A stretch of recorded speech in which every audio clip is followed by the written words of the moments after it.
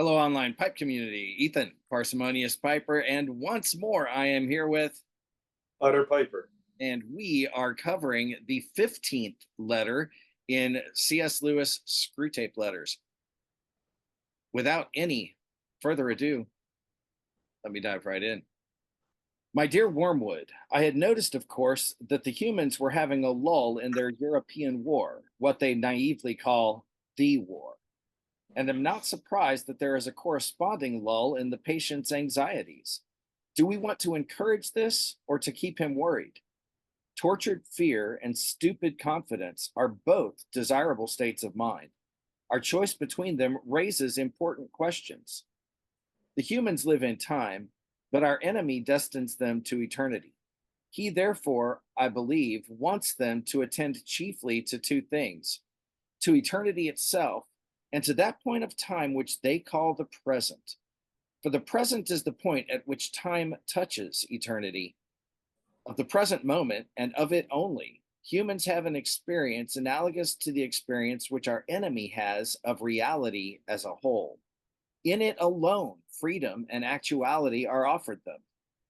He would therefore have them continually concerned either with eternity, which means being concerned with Him, or with the present, either meditating on their eternal union with or separation from Himself, or else obeying the present voice of conscience, bearing the present cross, receiving the present grace, giving thanks for the present pleasure. Our business is to get them away from the eternal and from the present.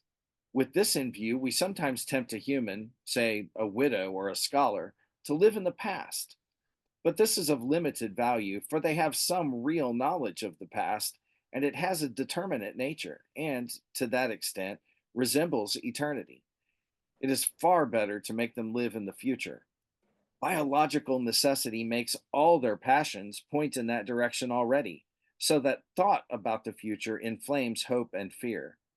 Also, it is unknown to them, so that in making them think about it, we make them think of unrealities. In a word, the future is, of all things, the thing least like eternity. It is the most completely temporal part of time, for the past is frozen and no longer flows, and the present is all lit up with eternal rays. Hence the encouragement we have given to all those schemes of thought, such as creative evolution, scientific humanism, or communism, which fix men's affections on the future, on the very core of temporality. Hence, nearly all vices are rooted in the future. Gratitude looks to the past and love to the present. Fear, avarice, lust, ambition look ahead. Do not think lust an exception. When the present pleasure arrives, the sin, which alone interests us, is already over. The pleasure is just part of the process which we regret and would exclude if we could do so without losing the sin. It's the part contributed by the enemy and therefore experienced in a present. The sin, which is our contribution, looked forward. To be sure, the enemy wants men to think of the future too, just so much as is necessary for now planning the acts of justice or charity, which will probably be their duty tomorrow. The duty of planning the morrow's work is today's duty. Though its material is borrowed from the future, the duty, like all duties, is in the present. This is now straw splitting. He does not want men to give their future their hearts, to place their treasure in it. We do. His ideal is a man who, having worked all day for the good of posterity, if that is his vocation, washes his mind of the whole subject, commits the issue to heaven, and returns at once to the patience or gratitude demanded by the moment that is passing over him. But we want a man hag ridden by the future, haunted by visions of an imminent heaven or hell upon earth, ready to break the enemy's commands in the present, if by doing so we make him think he can attain the one or avert the other, dependent for his faith on the success or failure of schemes whose end he will not live to see. We want a whole race perpetually in pursuit of the rainbow's end, never honest, nor kind, nor happy now, but always using as mere fuel wherewith to heap the altar of the future every real gift which is offered them in the present. It follows then, in general, and other things being equal, that it is better for your patient to be filled with anxiety or hope, it doesn't much matter which, about this war, than for him to be living in the present. But the phrase living in the present is ambiguous. It may describe a process which is really just as much concerned with the future as anxiety itself. Your man may be untroubled about the future, not because he is concerned with the present, but because he has persuaded himself that the future is going to be agreeable. As long as that is the real course of his tranquility will do us good, because it is only piling up more disappointment and therefore more impatience for him when his false hopes are dashed. If, on the other hand, he is aware that horrors may be in store for him and is praying for the virtues wherewith to meet them, and meanwhile concerning himself with the present, because there and there alone all duty, all grace, all knowledge, and all pleasure dwell, his state is very undesirable and should be attacked at once. Here again, our philological arm has done good work. Try the word complacency on him. But of course, it is most likely that he is living in the present for none of these reasons, but simply because his health is good and he is enjoying his work. The phenomenon would then be merely natural. All the same, I should break it up if I were you. No natural phenomenon is really in our favor. And anyway, why should the creature be happy? Your affectionate uncle, Screwtape. Thank you, Ethan. Lewis presents to us the notes that I wrote, past, present, and future, and gives us some food for thought to think about how does God, which would be the enemy according to Screwtape, how does he look at the past, present, and future? But how does Screwtape? How is he advising Wormwood? Um, and and I would say before I read this letter, which I read many years ago, but before I read it for this particular episode, I probably would have pointed to the past as more advantageous to Screwtape, and Lewis gives us a little more to think about in reference to Screwtape wanting to advise Wormwood on how to use the future. And you know, the past can have some purpose to Screwtape, but he really focuses on the future. And bringing to light, I think this that line that you read, or it's earlier, it's in the second paragraph, at least in my book, that the present is the point at which time touches eternity. And that line really, it really gave me a lot to think about, and still does, because I think it puts into perspective the past and the future. And when I start to think about maybe some of my own challenges, or maybe those that I will pastorally counsel, I would definitely have to agree with Lewis that most sin and the desire, and Screwtape's desire, would definitely be in the future, because I think a word we use a lot today is anxiousness, is anxiety of what is to come, what's not here. And I can think of my own discernment of what I might worry about, and it's always of what might come, what might be, but it's never what truly is as of yet in the present. He even mentions, Lewis mentions some of what some of us may call the seven deadly sins: avarice, or greed, or gluttony, lust. I forget which other ones. And so I reflected on the seven, as I call the seven deadly sins, and I would definitely agree they definitely seem to be sins of the future. I was thinking of wrath. How am I going to get my revenge on somebody? Lust. How am I going to use somebody for my own personal pleasure, and so forth? Um, so I thought Lewis really gave a lot of food for thought and gave a good challenge and discernment on on the present and how to look at the future in the past.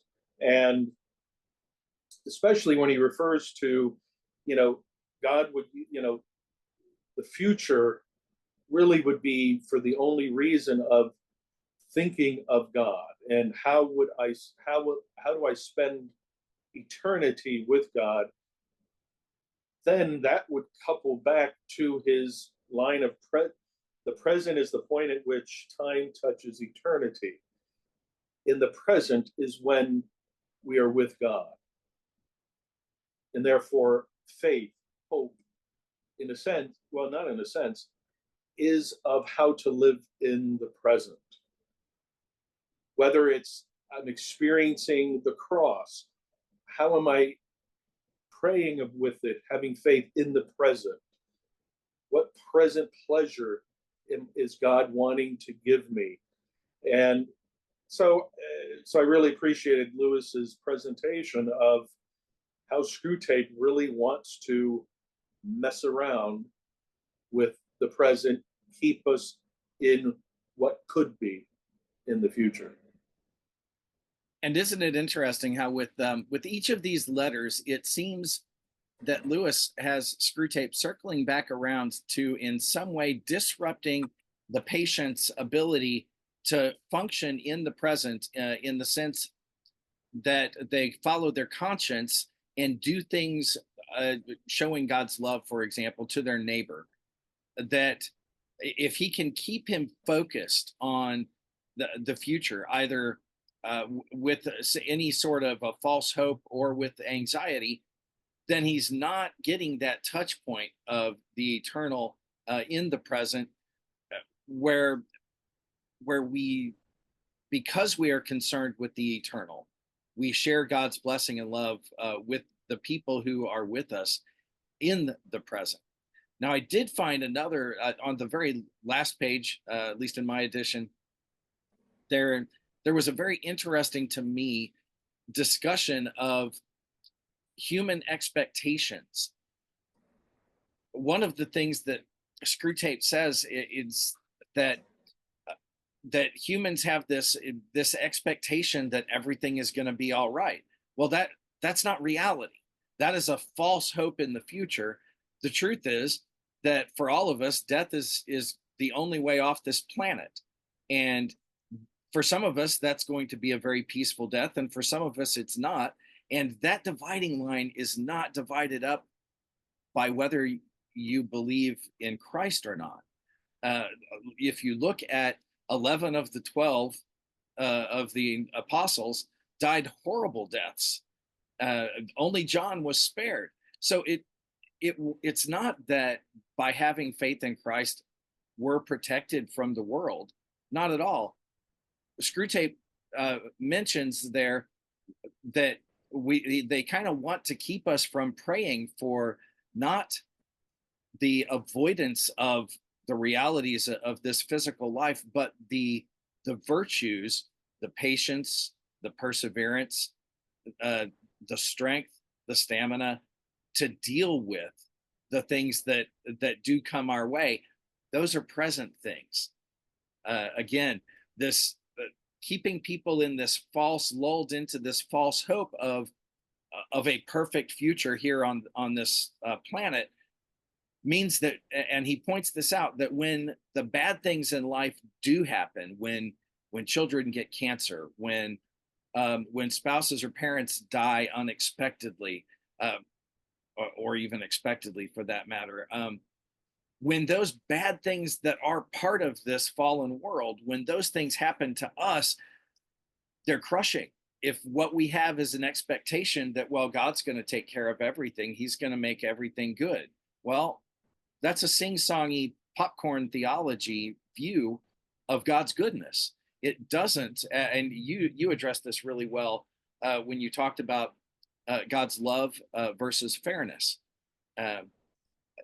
God, we can't shoebox him into what our vision of what is just, what is fair, uh, what is good. When we're part of this world, we're going to experience the things that are in this world.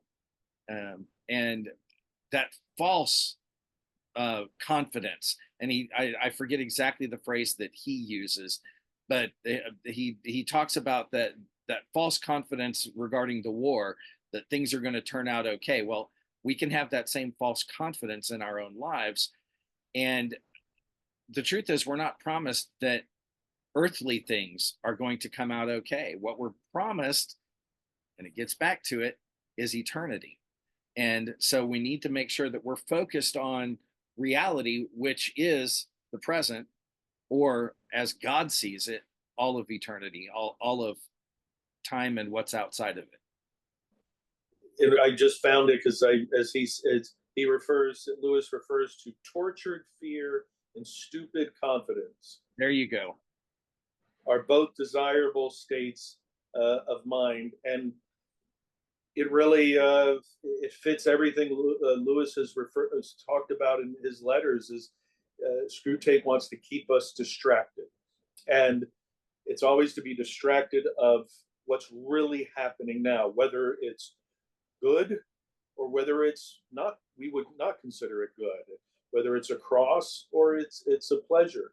And just like you said, when something displeasurable happens, or we might use the word bad, you know, we might easily fall into thinking that, that's the Screwtape's end goal.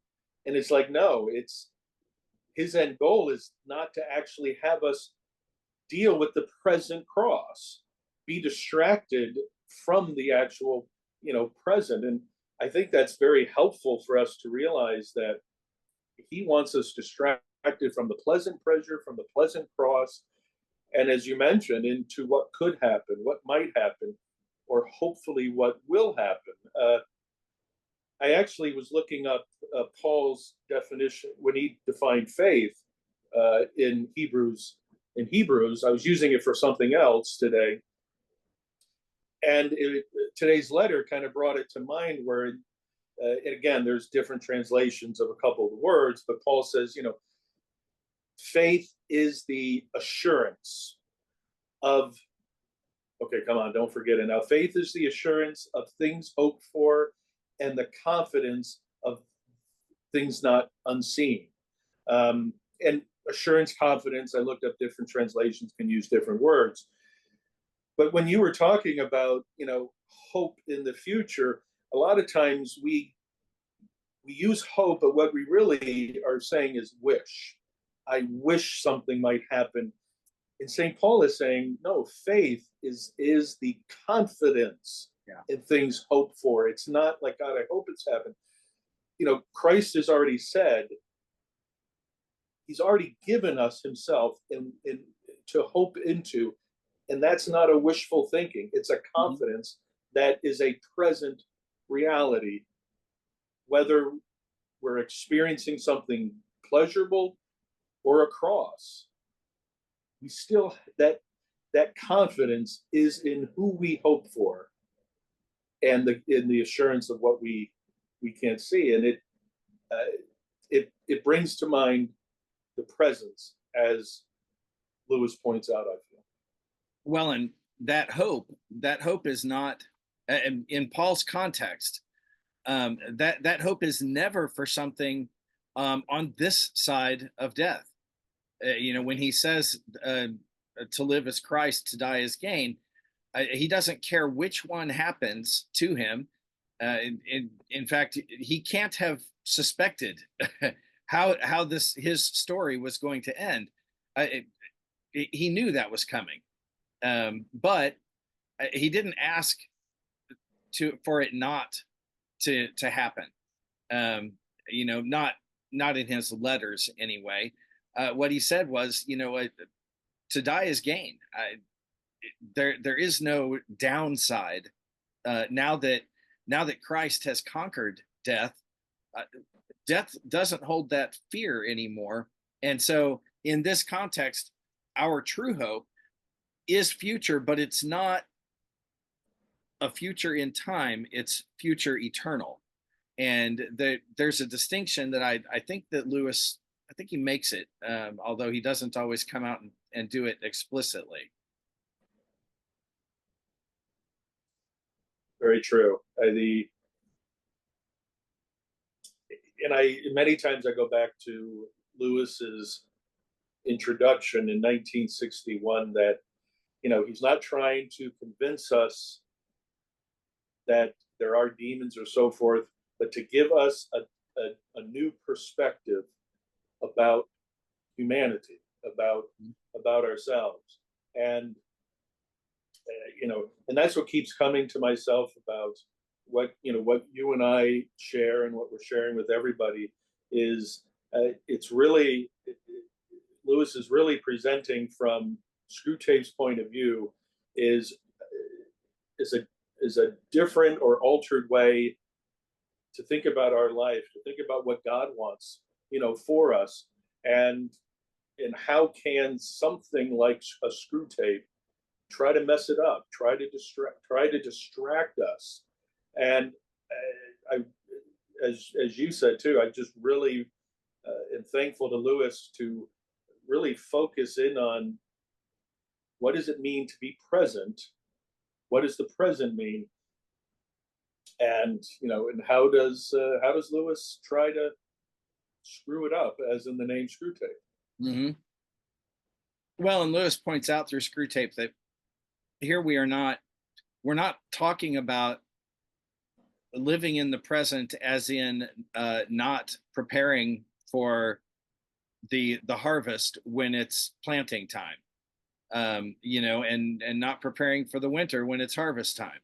That's not what he's talking about. That is part of our present, in that sense, that planning for the good things that you need to be doing and should be doing tomorrow, that's the only sense in which God really wants us to be living in the future, is to be looking forward to the things that we should be doing, and not to be anxious or fearful about what tomorrow holds, but to plan for the good things that we should be doing. So just to make sure that there isn't any real confusion about that, he's not saying to live a happy-go-lucky life in the present without any provenance of work, for the future. Not what he's talking about. He's talking about this mindset. And again, it brings, you're talking about the seven deadly sins, it really does bring them back to the heart, because and examples that he uses, for example, lust. By the time the sexual act is consummated and the pleasure has been experienced, the sin is already past. The real sin was that desire, that forward looking lust that got you into the situation to begin with. By that point, and Jesus pointed this out, you've already sinned. When you've desired to consummate that physical relationship with someone else, at that point you've already sinned. So the act itself, well, as Screwtape says, and it's probably true of all of the other pleasures as well. Whether it's gluttony or greed, they don't really care if a greedy person ever becomes wealthy. It's the greed that they're happy about, because that drives him and that becomes his god. This attaining of wealth. So this sense in which all of these worst sins are future, in terms of this hope that something will happen. I will get wealthy. I will have that woman, that man. Those kinds of things, they are all future, and it's that heart issue that Screwtape wants to control.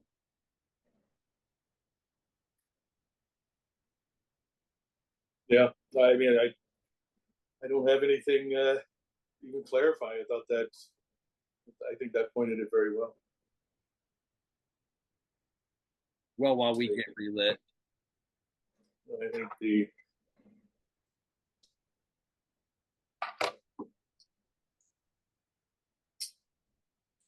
the only thing that came to mind is, I think of, anxiousness and the feeling of anxiousness and a lot of these things. I think of, my thought is that's the body's way to inform the soul that something is not right. You need to deal with something right now. You need to deal with the presence. And that's kind of what came to mind about, it's the body does, or the mind, does indicate to us when we are being tempted away from the present, away from God, or when we already entered into it. Yeah. Yep. Well, and that anxiety, it can be that can be applied in all kinds of ways. I mean, take a look at the current political situation in the U.S. And I'm not going either direction, but both sides are anxious about who's going to win because both sides are convinced that the country is going to fall apart if the other side wins. Now, they can't both be right, unless the future is that the U.S. is going to fall apart anyway, and only God knows that. So having this anxiety about the election, about the future, that's right where Screwtape wants us. He wants us so consumed by something that is ultimately not in our hands that we don't get done the good business of today. And boy, do I see that all around me. And I have to confess that there was a time when I was so consumed by politics that in fact that drove a lot of my thinking and consumed my thoughts throughout the day. And I can tell you, like a drunk telling you to stay off of alcohol, don't do it. It's it is deadly to your spiritual contentment and health. During a time 4 years ago when we had a lot more time to sit at home and lockdowns and that, um, we had so much time to watch TV and the news, and I just remember one day saying, I got to stop watching this. It is hurting my spirit. It Mm-hmm. is hurting my mind because it's not I can't control pretty much anything I'm being told, how I'm being told it. And I just knew something was hurting me. And I had to say, this is not helping my present reality. And it was kind of an eye opener for me at the time, and to really be careful. Yeah. Well, folks, I hope that this discussion will help to focus you on that touch point of presence with God's eternal, and that it will help to refocus your thinking so that you're aware of God's presence with you now, and you are able then to turn that into actions which are good toward those around you. With that, light something you like. We'll see you again next week.